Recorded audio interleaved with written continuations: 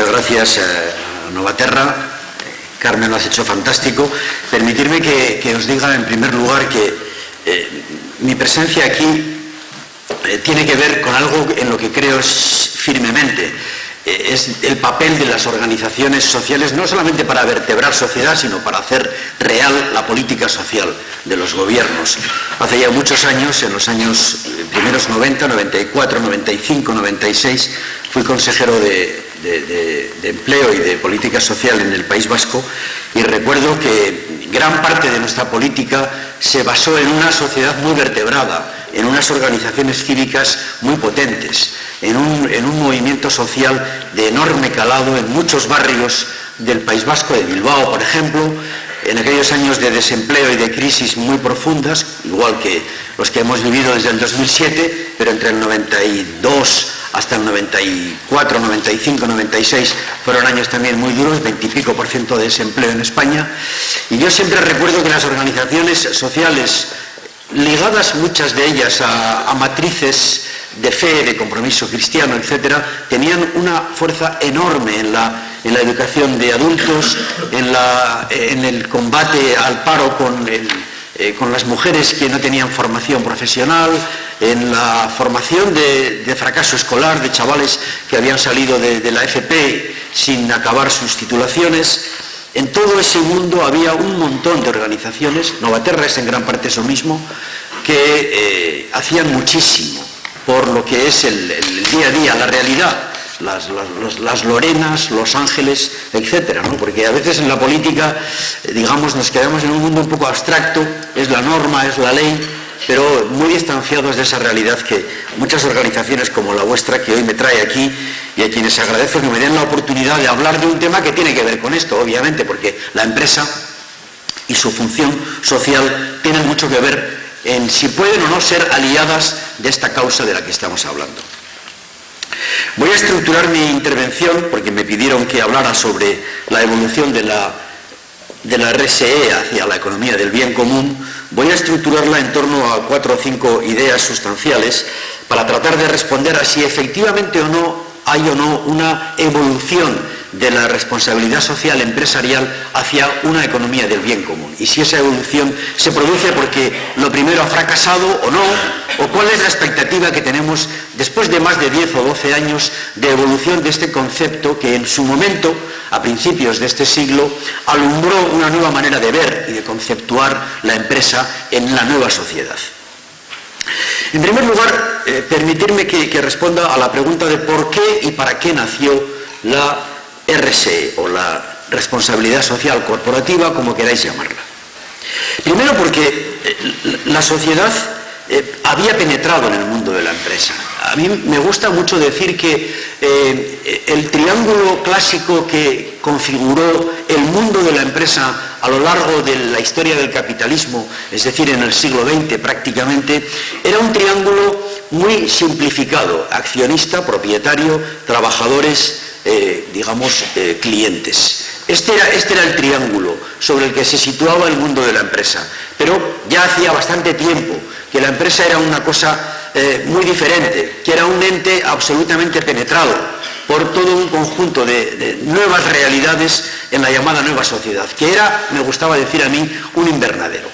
Y hoy estamos aquí en el Jardín Botánico de Valencia, no está mal la referencia, todo el mundo la mira, todo el mundo la ve, todo el mundo quiere saber más sobre la empresa, y en el proceso de esa evolución surge la llamada responsabilidad social, en gran parte porque la empresa se liga a una marca, y la marca acaba identificando a la compañía, y de esa manera, evidentemente, la marca hace más vulnerable a la propia empresa, porque la marca está en gran parte significando a la compañía ante la sociedad. Una ciudadanía más informada, más crítica, con más capaz de exigir comportamientos empresariales, tiene por tanto más capacidad de transformar el comportamiento de las empresas. Y obviamente todo esto se produce en un contexto en el que el poder de la empresa, en la globalización, tiene impactos cada vez mayores. La capacidad de la empresa para configurar sociedad se hace cada vez más evidente por su impacto medioambiental, por su capacidad de ubicarse o deslocalizarse en función de decisiones económicas o por su capacidad de crear hábitats sociolaborales distintos según cual sea la calidad sociolaboral de la compañía. Por tanto, ese poder expansivo de la empresa sobre la sociedad y al mismo tiempo esa vulnerabilidad de sus marcas y de su identificación hacia una sociedad más abierta y más capaz de observar a la compañía, abren una nueva expectativa. Es la ecuación empresa-sociedad. No sabemos muy bien qué desarrollo ha producido esto, pero ciertamente daba oportunidades. De hecho, el para qué nace la RSE es en gran parte consecuencia de que las empresas articulan estrategias para evitar esos impactos. Las empresas son sensibles a los problemas que se pueden producir precisamente en esa sociedad que tiene más capacidad de observación y de esa manera nace toda una técnica, nace toda una gestión ligada a la responsabilidad social corporativa.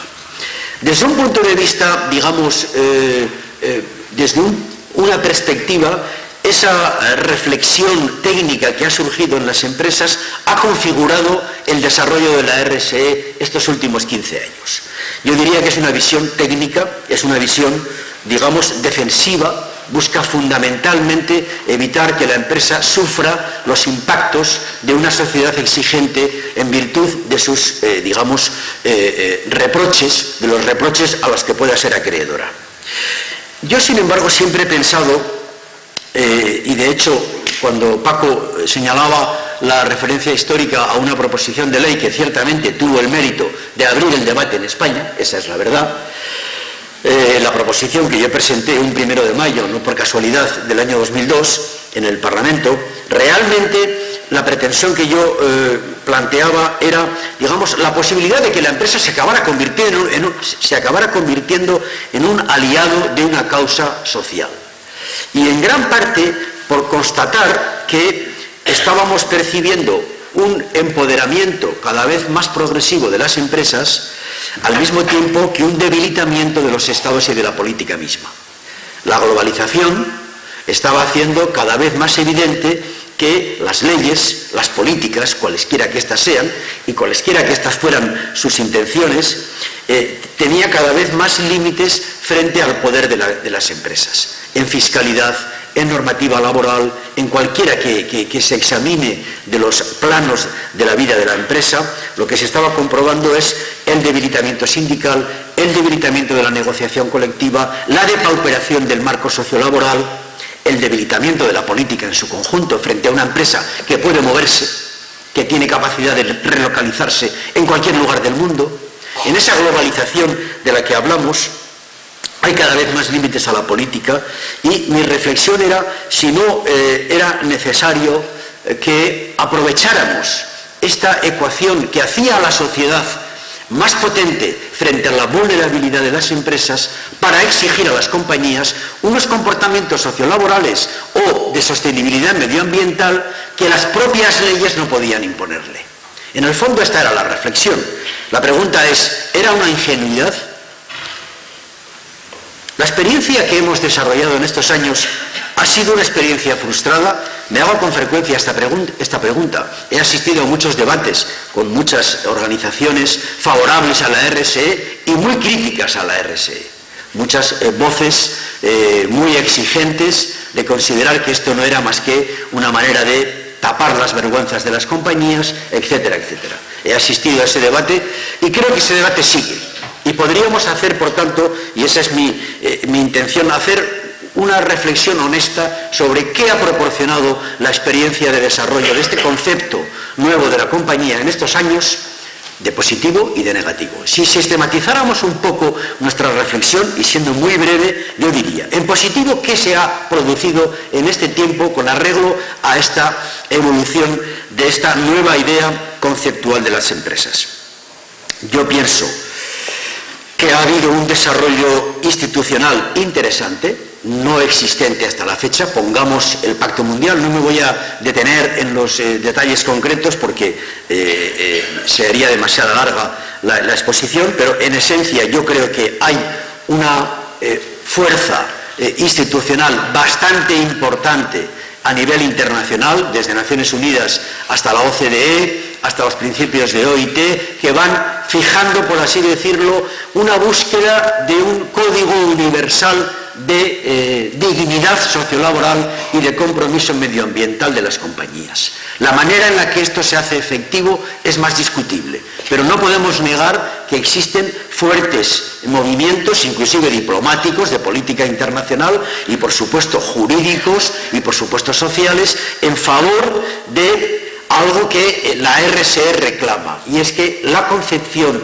de la sostenibilidad empresarial o de la responsabilidad social de las empresas tiene que tener cada vez más, de manera más evidente, una concepción universal, puesto que si no, la vulneración o digamos las trampas nacionales se hacen muy evidentes. Hay un desarrollo institucional interesante de la idea, hasta el punto, por poner un ejemplo claro, de que los llamados principios Ruggie, no sé si este es un tema demasiado técnico, pero digamos, el mundo está buscando ahora la configuración de los derechos humanos, de la Declaración Universal de Derechos Humanos, como un código legal mínimo exigente a todas las compañías allá donde operen, con la posibilidad de que puedan ser reclamadas, denunciadas por incumplimiento o vulneración de esos derechos que establece esa Ley Universal de Dignidad Laboral y de Sostenibilidad Medioambiental, ampliamente interpretada en los propios tribunales de donde es matriz la compañía. Estamos hablando de que una empresa textilera pueda ser, digamos, exigida en Madrid, si se trata de una textilera clásica de las que tenemos en España, o Inditex, o Mango, o cualquiera otra, por comportamientos, pongamos en Bangladesh, cuando cae el edificio.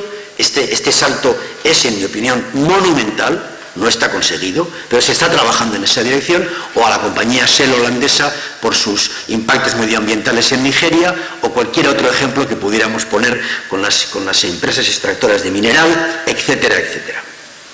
Por tanto, hay una tendencia a la búsqueda de, digamos, la universalización de estos códigos mínimos muy necesarios cuando la globalización nos está llevando a que estemos produciendo en muchos países del mundo sin ninguna cobertura jurídica digna.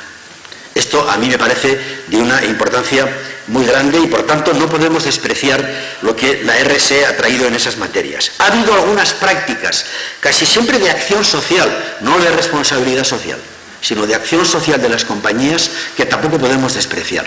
Es verdad que se ha producido una peligrosa confusión entre acción social y responsabilidad social.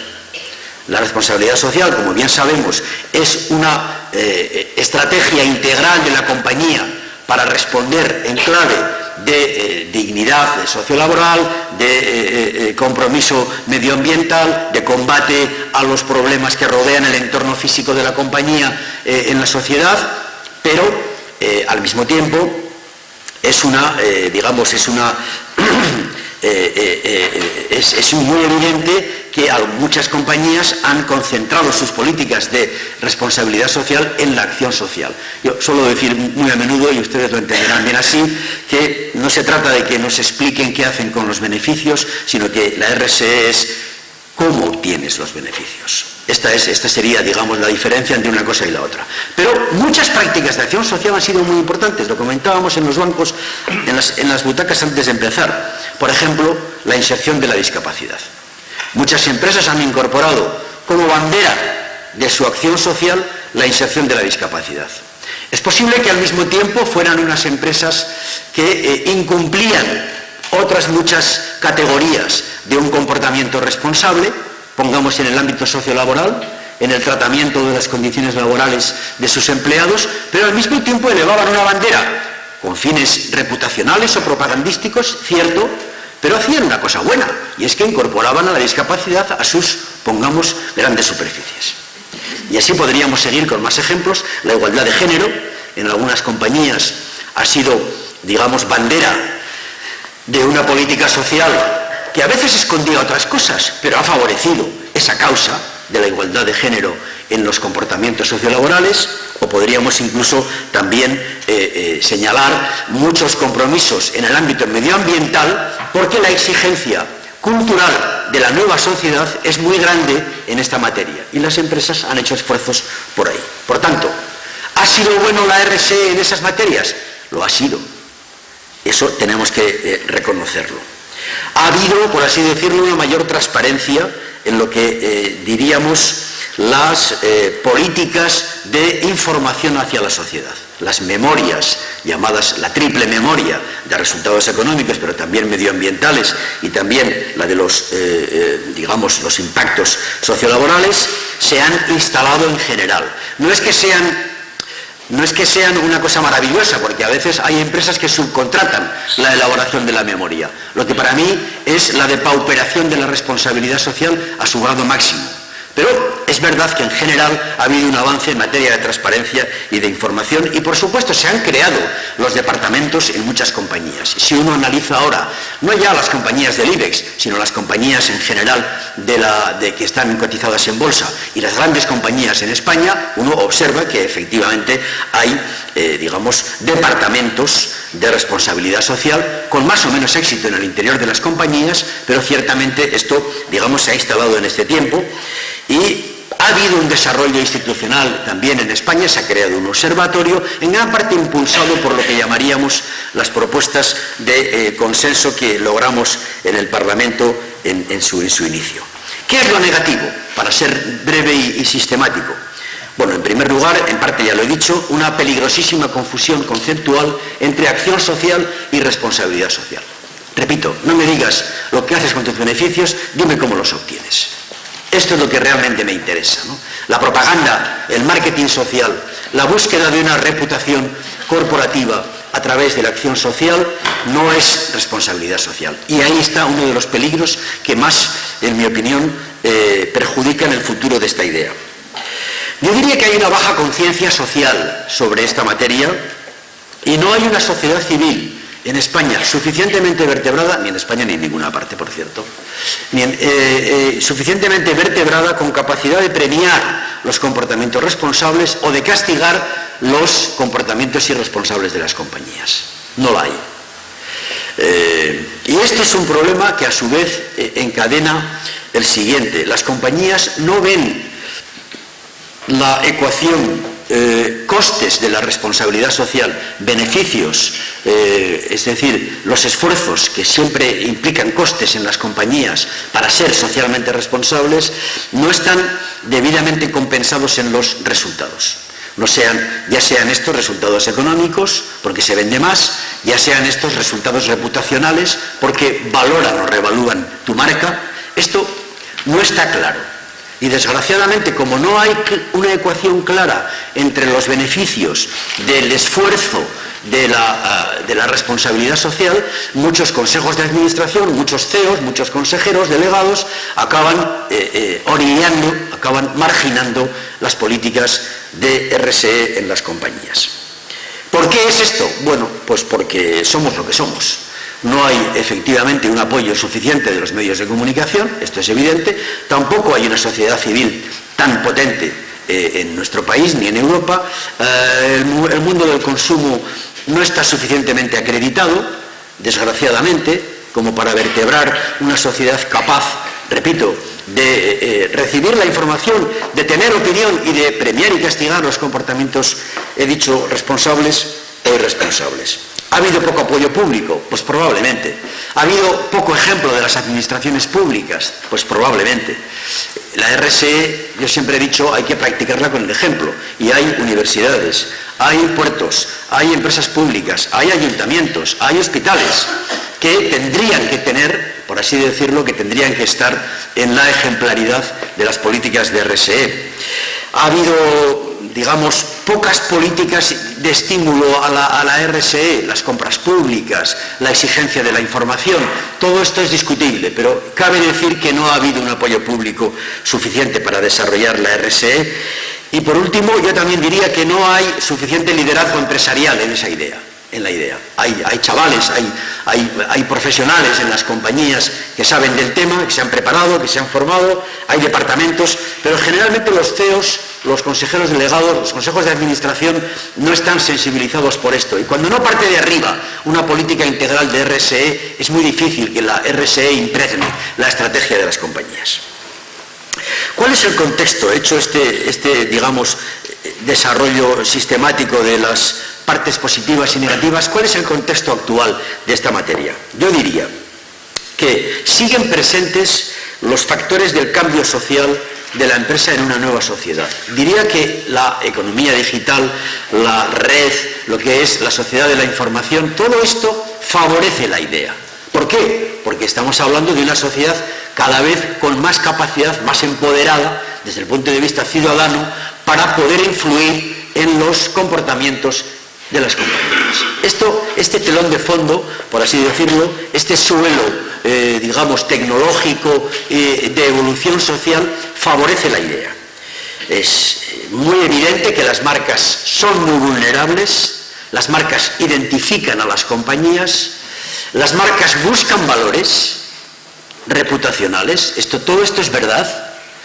La sociedad, por tanto, tiene capacidad sobre esa realidad en la medida en la que toda esta aparición de la economía colaborativa, de la economía que en gran parte depende de que los ciudadanos entren y jueguen valorando y premiando a través de sus decisiones de consumo, esto favorece. Este es el texto, digamos, el contexto de fondo. Yo creo que no se ha perdido, aunque tengamos una experiencia tan contradictoria de lo que han significado los resultados de la RSE durante estos años. ¿Siguen los movimientos institucionales en favor de la RSE? Sí, siguen. Muy paulatinos.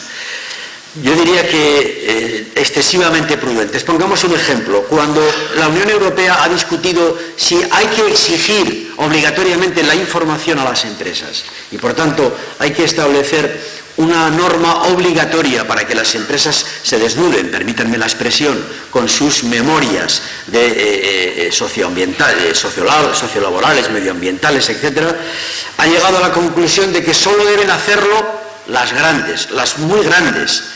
¿Cuándo? A partir del 2017, ha dicho la Unión Europea. ¿Cuáles? Aproximadamente unas 6.000 compañías en Europa. Son muy pocas.